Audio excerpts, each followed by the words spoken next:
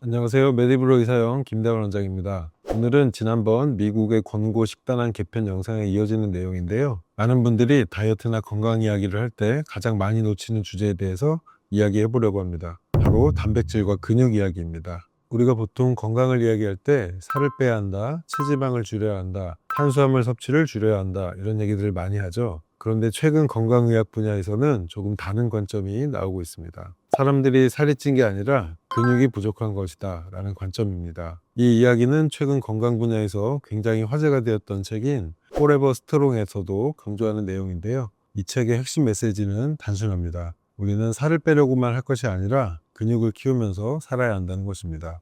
오늘 영상에서는 왜 근육이 이렇게 중요한지, 왜 단백질이 건강과 다이어트에서 핵심적인 영양소인지, 그리고 실제로 우리는 단백질을 얼마나 먹어야 하는지까지 차근차근 설명드리겠습니다.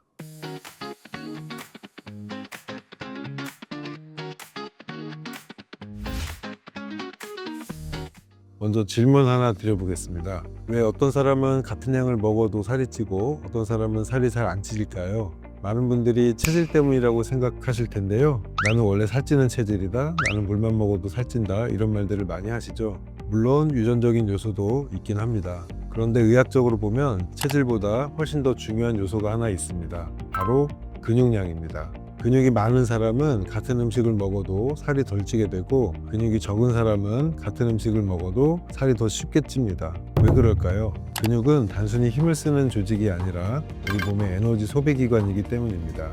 우리 몸에서 가장 많은 에너지를 소비하는 조직 중 하나가 바로 근육인데요. 근육이 많으면 기초대사량이 높아지고, 기초대사량이 높아지면 가만히 있어도 에너지를 더 많이 사용하게 됩니다. 그래서 같은 음식을 먹어도 근육이 많은 사람은 에너지를 더 많이 소비하고, 근육이 적은 사람은 남는 에너지가 지방으로 저장이 됩니다. 그래서 최근에는 비만을 단순히 지방이 많은 상태로 보지 않고 오히려 근육이 부족한 상태라고 보는 관점이 늘어나고 있습니다. 실제로 의학적으로도 근감소성 비만, 마른 비만이라는 개념이 있습니다. 체중은 정상인데 근육은 부족하고 지방만 많은 상태입니다. 이런 경우 건강 위험이 오히려 더 높아질 수 있습니다.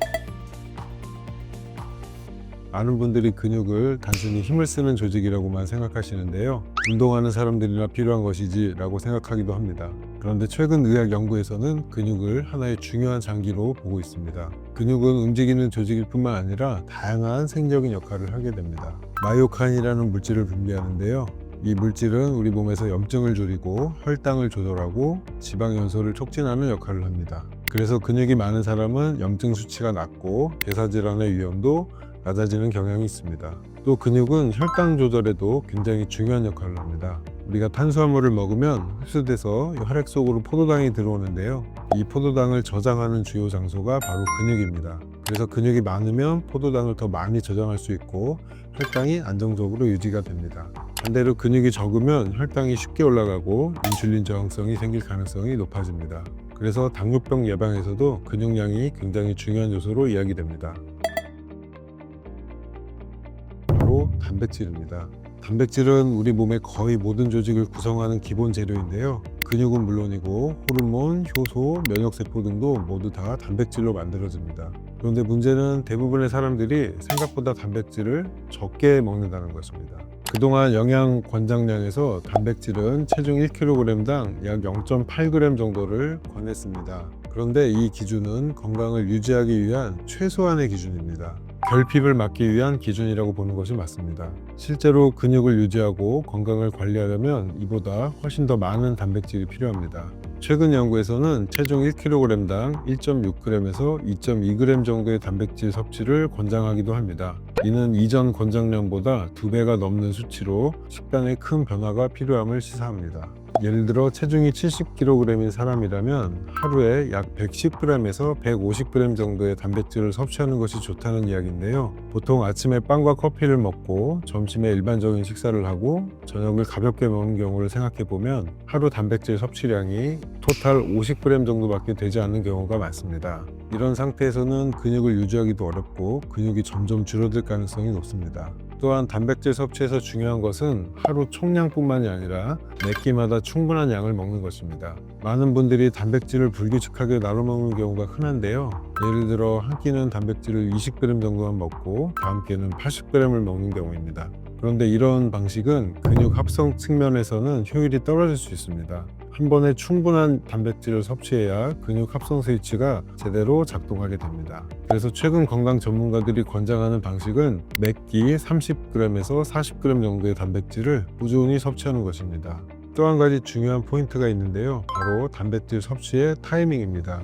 특히 아침 단백질 섭취가 굉장히 중요합니다. 많은 사람들이 아침 식사를 할 때 단백질이 거의 없는 식사들을 많이 합니다. 빵, 시리얼, 과일, 커피 이런 식사가 대표적인데요. 이런 식사는 단백질이 거의 없기 때문에 근육 합성이 제대로 시작되지 않습니다. 반대로 아침에 계란이나 요거트, 단백질 쉐이크, 닭가슴살 같은 단백질 식품을 섭취하게 되면 하루 동안 근육 합성이 훨씬 활발해집니다.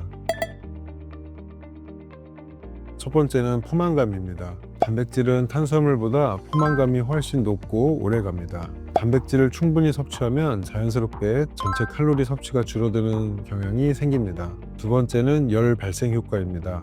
단백질은 소화 과정에서 많은 에너지를 사용합니다. 섭취한 칼로리의 약 20에서 30% 정도가 소화 과정에서 소비가 됩니다. 탄수화물이나 지방보다 훨씬 높은 수준입니다. 세 번째는 근육 보호 효과입니다. 다이어트를 할 때 가장 중요한 것은 체중을 줄이는 것이 아니라 근육을 유지하는 것입니다. 단백질이 부족하면 우리 몸은 근육을 분해해서 에너지를 만들기 시작합니다. 그러면 체중은 줄어들지만 몸 상태는 더 나빠질 수 있습니다.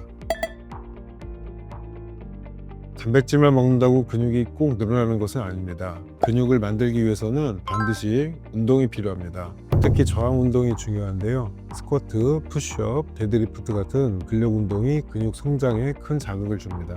근육은 스트레스를 받아야 성장을 하는데요. 그래서 단백질 섭취와 근력 운동은 반드시 함께 가야 합니다. 단백질만 먹고 운동을 하지 않으면 근육 증가 효과는 제한적일 수밖에 없습니다.